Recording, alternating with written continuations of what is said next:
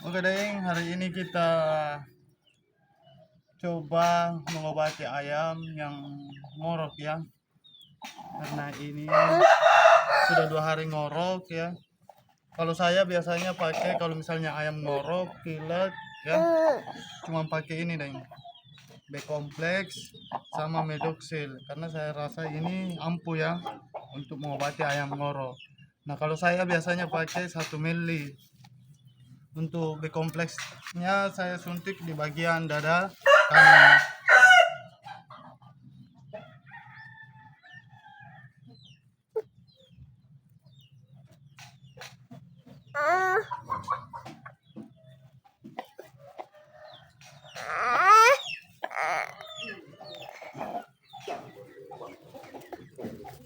Ini ayam jenis BK ya.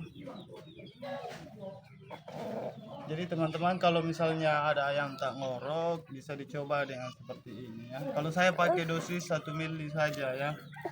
Itu pun jedanya 1 hari ya. Kalau misalnya disuntik hari ini nanti lusa baru dicoba lagi.